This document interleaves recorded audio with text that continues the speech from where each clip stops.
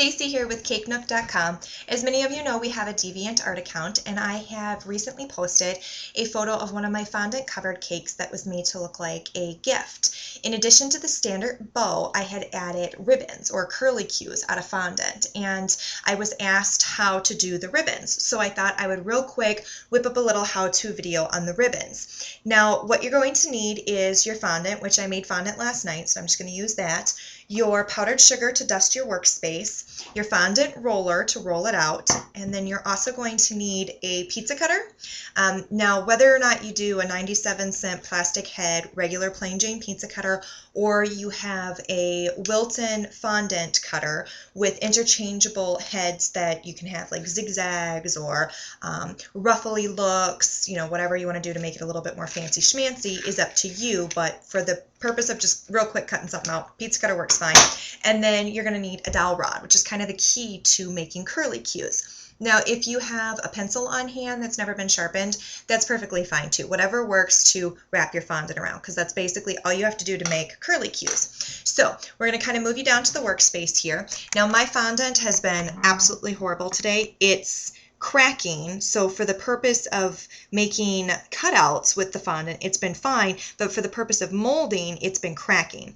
So I've warmed up the fondant with my hand, I've rolled it out, and then I'm going to take the pizza cutter and I'm just going to cut out a little strip. Now, the thickness of the fondant is kind of important. The thinner the fondant is, the better you're going to be able to wrap it around. Now, of course, you're going to need moist fondant, not dry fondant like this is today, or you're going to crack like I've been running into the problem of doing.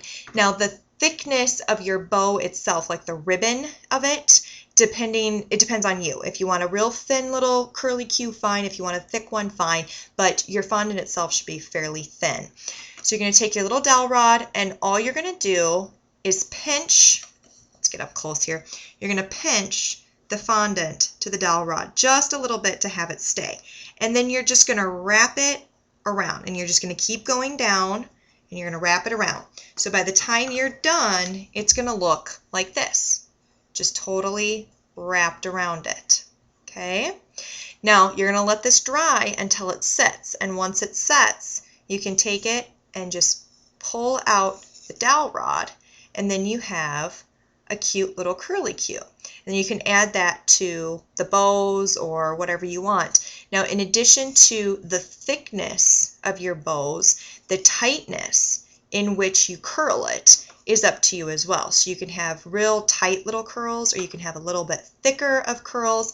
And then, of course, the length of your curlicues too can vary. Color, thickness, all of it can be played with. And you just put it on the dowel rod. When it's done, it'll simply smush right off, and you're ready to go. All right, so that is a curlicue. Have fun.